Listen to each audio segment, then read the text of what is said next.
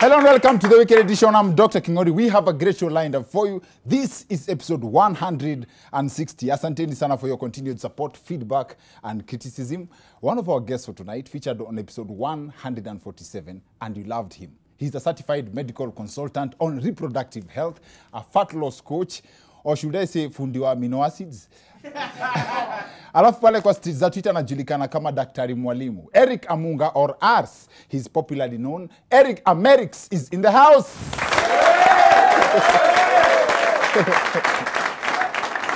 Aye. Sawa.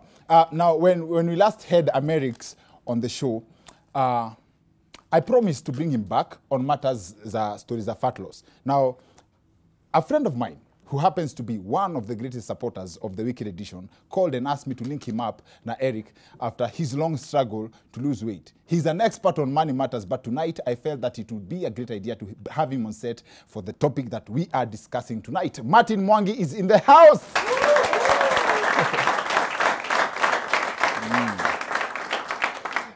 Martin really struggled on story to lose weight. Now, Amerix is a former fat man, so I believe that's a proper combination on the show. Now, also, to complete the equation of the subject we're discussing on the show tonight, which I believe you already have an idea of by now, we have a friend and one of the best female comedians in this country. You can back me up on that. An aspiring fat person, Nasra Yusuf, is in the house.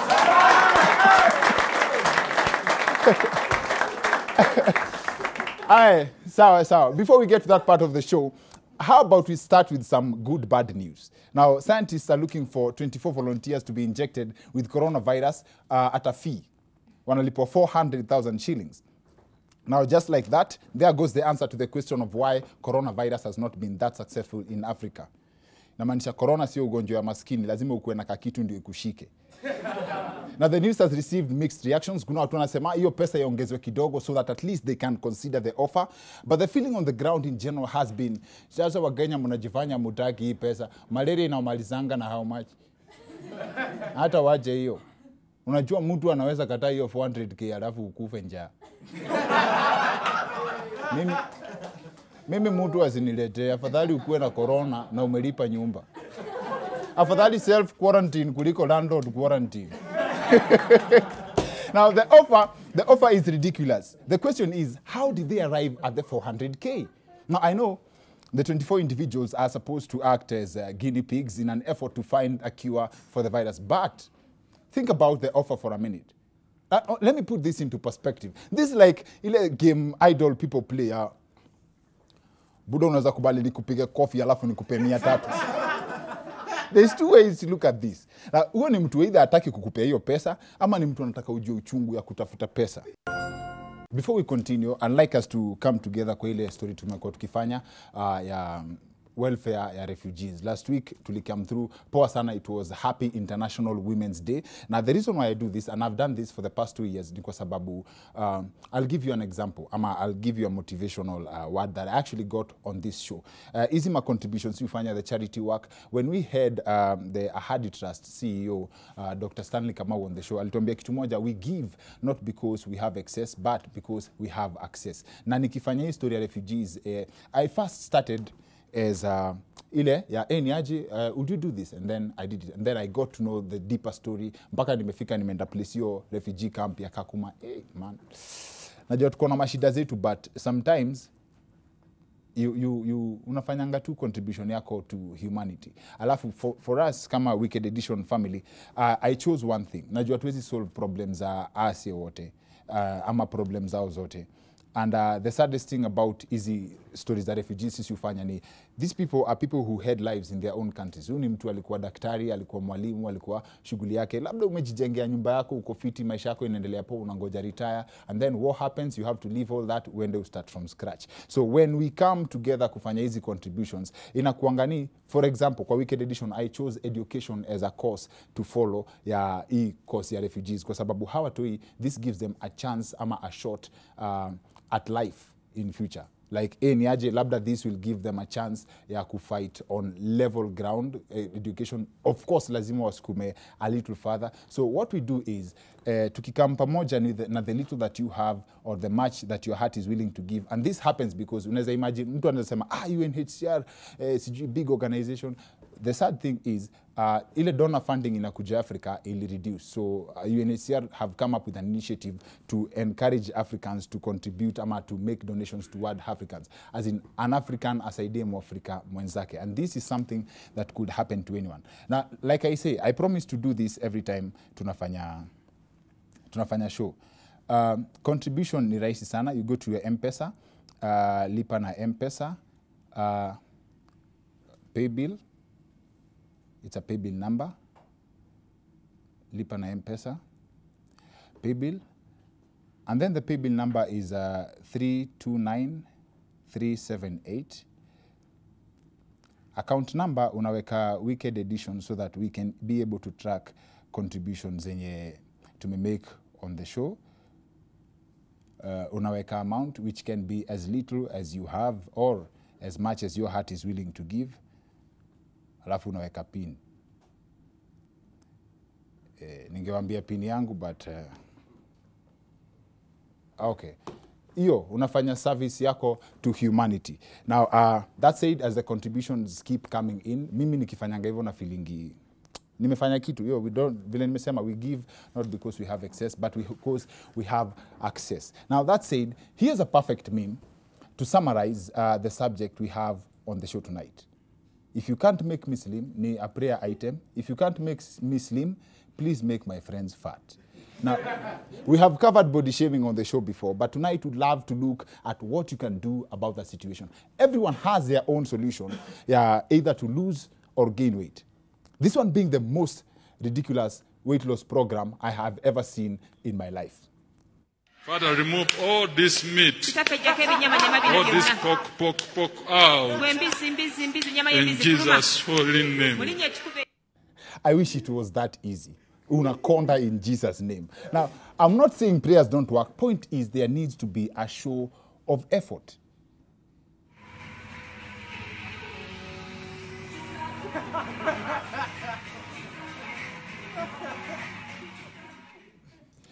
You may make fun of that guy, ama mtu anaweza sema ni mlazy, but at least make effort. Now, very few people are comfortable in their body size. Now, this episode is about what you can do about that.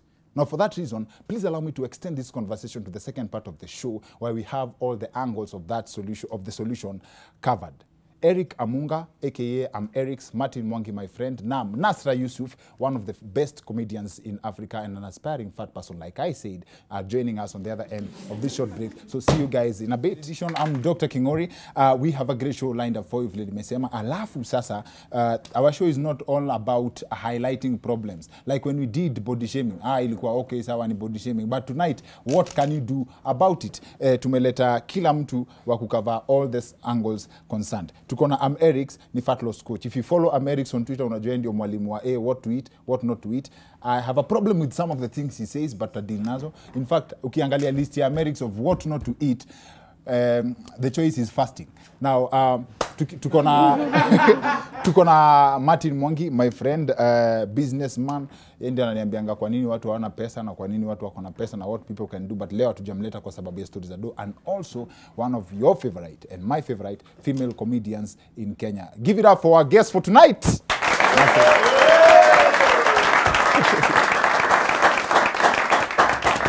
Nasra tuko na beef na yeye kwa sababu aliuliza, I think, but sijai move on from that. Nasra alikuwa anauliza story ya ati mbona tunajiulizanga mbona wa Somali wako na do sana, alafu akasema ati hata wao wa Somali pia hujiulizanga mbona si hatuna do. Aliongea vibaya, si ndio?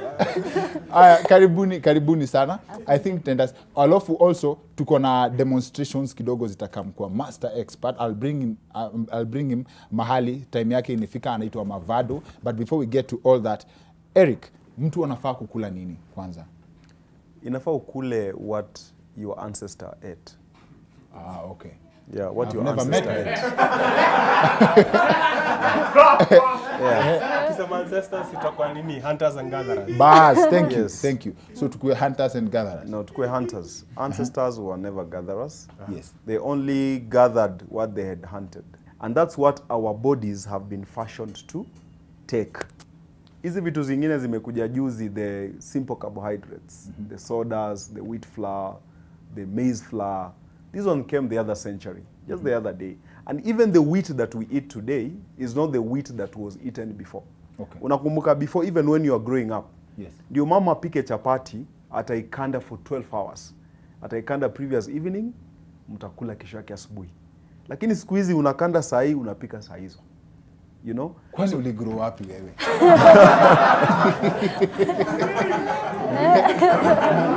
Okay. You know? So most of the foods we eat today, Yes. our intestinal environment, Yes. haiko adapted for them. Then when you go to the hospital, the clinic, Yes. unakuwa diagnosed na H. pylori because those symptoms zinakaa kama hiyo. Umeona? Yes. But for those wenye wamekuwa lost, H. pylori ni H. pylori. That's what I wanted to ask. Is it pylori or pylori. On the same note, he's Yeah, talking the expert. about a lot of meat. Yes. In China right now, there's coronavirus. These Yes. guys are eating meat from everything. Yes. Yes. How do you separate the meat that you're supposed to eat? Is it Okay, for coronavirus, it's just a respiratory virus, eh? And some of the foods they eat are not well prepared. You see, like unaenda tu kwa market, bat iko hapo, unachinja, unakula. But Yes. They eat bat. So unapata some of those animals, they host those deadly viruses in them. So ukikula, that's it. But these are respiratory viruses, so ziko airborne, ziko tu kwa air. so Yeah. basically mtu ameshikwa na coronavirus ni mtu amekula nyoka second hand. Aya, sasa Martin, you were the first people to call me to link you up with Eric. Yes. But then you gave up katikati. Good thing nimekuseti, nimekutana naye hapa. What has been your struggle na ku lose weight? Yeah, it's good we finally meet with Eric. Yes. Now, about 5 years ago when I was 27 years, I was diagnosed with hypertension. Okay. And now hypertension is a disease that is caused by mwili yako, mishipa inakuwa thin because of too much plaque. This plaque comes from a lot of fat in your body. So up to last year, it was a huge problem for me, Yes. treating hypertension Yes. and other diseases that come with it. Yes. Other problems that come with it. So, and for 1 year last year, I spent around 700,000 in the hospital, Yes. trying to treat now the symptoms. Like my heart started feeling pain. And now we were checking, is it the heart, is it the kidneys, is it something else, is it the metabolism? You is checked it the kidneys? Yes. Bado Is it- ziko. Kidneys ziko poa. Nauliza juu Yeah. unaweza kulipa nayo bill. So, Could be. could it be the pancreas? yes. Could it be that my body is not releasing enough insulin? Could it be diabetes? But finally, we realized that I have a problem that is quite common that people don't know. True. Non-fatty liver disease. A non-alcoholic fatty Non-alcoholic liver fatty disease. disease, yeah. hiyo sasa as in hiyo ni what is the relevance of alcoholic hapo ndani kwa hiyo? Normally, what very many people think is, wakati uko na kitambi, kwa sababu unakunywa a lot of alcohol. Okay. And now what happens is alcohol is synthesized in the liver. Okay. Now when it's synthesized, if you're taking too much of it, you get alcoholic liver. Disease. Yes. But now somebody who doesn't take alcohol like me, and nobody agrees with this, people think I take alcohol all the time, you get non-alcoholic fatty liver disease. It's the same symptoms, same cause. The end result is cirrhosis. Thank Maybe you. you've heard of liver cirrhosis. Two things. Yeah. Yes, I've heard of liver cirrhosis, and that this is the first time I've heard of kitambi yenye si ya pombe na nyama. Yes. And then also I've heard that liver ikikosa mahali pa kusto nini ya mlevi Mafuta, inapeleka yeah. huko kwa thighs. No, So no, that- that's the natural. That's the natural. Wakati normally when it's synthesizing the fat, it stores it in the stomach. Okay. In the thighs, huku hadi huku kwa. Okay, I thought pombe inaenda kwa thighs, that's why they can't walk straight. That's another angle. That's another angle. Ama But hizo ni the fats peke yake in zinaenda. fact ndio zinaenda kwa the thighs, the backside. Okay. Yeah. So when Hey, all the huko. huko nyuma huko.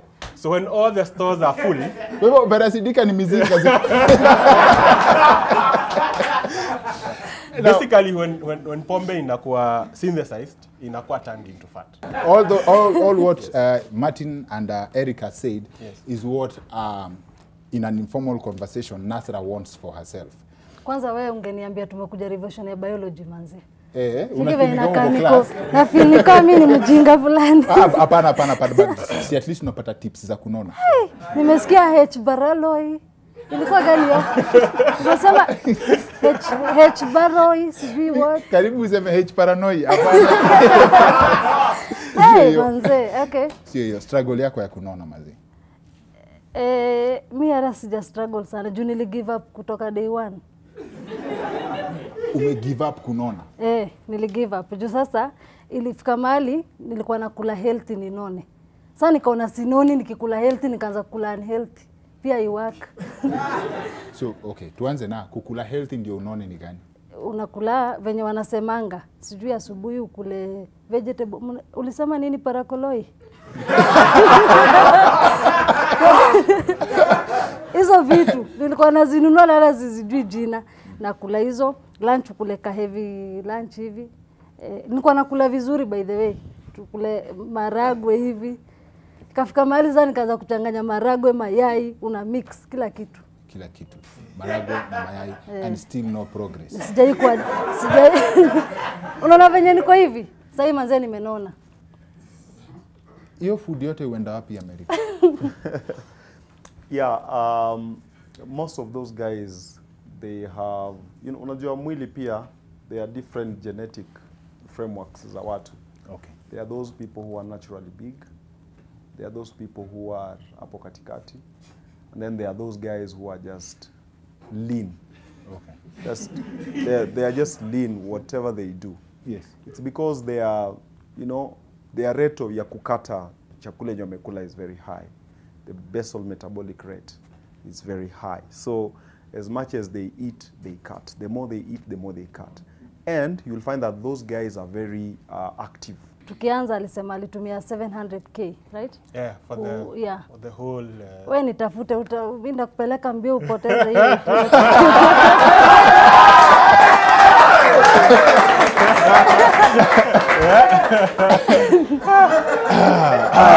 So mimi nakwambia utatumia pesa yote. Sasa that's a good point, but Joe story there's a point sometimes unaweza pata wewe ni mlean but you're not fit. Unafikiria msem bigi ndio yako fit, right? Yeah. That happens. Yes. And I asked Eric and kama he would tell if someone is unfit by just looking at them. Yes. Sindio? Yes. And I have just the perfect logo for unfitness. Deno, please. Come. poster boy. Sawa, kama hapa. Alafu tuko na Mavado. Trainer pia wa Power. Mavado, please. Aya, angalia mbele. Mavado, I represent the lazy man. Tuoneshe tu exercise kama mbili hivi zenye Deno anaweza kuwa nazo fit. Ulikuwa imesema ni big squats six. And then the other one that you can do at home, the planks. Yeah, maybe Mavado can show the planks. So you make sure your back is straight. So Deno, you can Deno.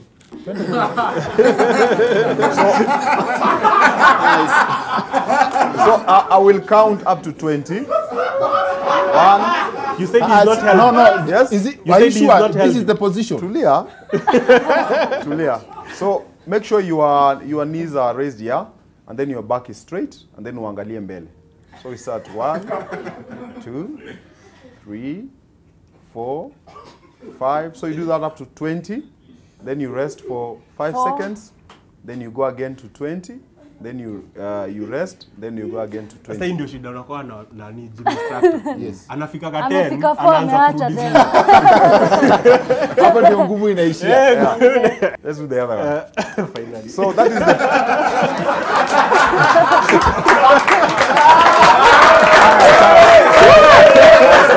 Okay, Bado mbili. Okay, sawa. So that one is for the core. Yes. A man's core muscle should be strong because you carry, you lift. Not you the do same for women. Well, even women, but you see, a man does all these things: carrying, lifting, all the kind of things. The other one is burpee. That one is a HIIT, high intensity interval training. Okay. So you can demonstrate, alafu de no aende. Nice. You just don't come. Hiyo naye anajua. Hiyo anajua. Yeah. He has a daughter. So let's go. Let's go 5. 5, yeah? Yeah. You jump up. Or you can do complex.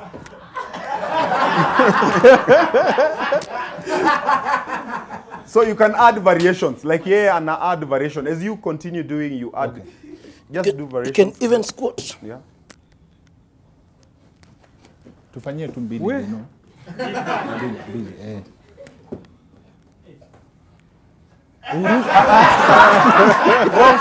Aya, sawa, tuna kopi yake. Asante sana. Wewe ujue mimi na wewe hatuna difference. No. On a serious note, That's not true. hata hii conversation mungeendelea tu hawa wewe unirepresent. Hatuna difference. No. Hata afadhali mimi hata mimi niko na za kukalia, unajua?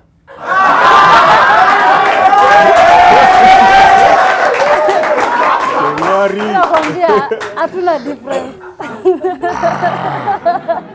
Tauma. That will not go unanswered. That will not go unanswered. Aki, asante sana. Thank you very much. Thank you.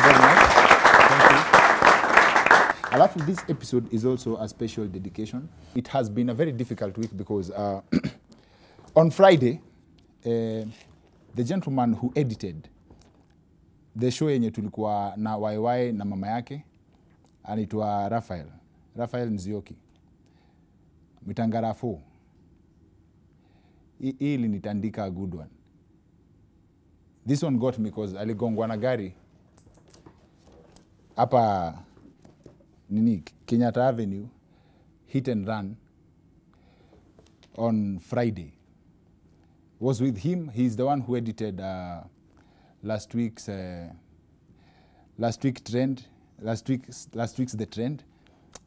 He just signed the contract ya Kurudi Tena and Kurudi Tena Nation to continue na job ya editing. One of the finest editors we've worked with. Ukiangalia show yetu yenye tulifanya na YY na madhe yake, ukienda kwa credits, that specific show yenye imekuwa classified as one of the best episodes tumefanya, ilieditiwa na Raphael.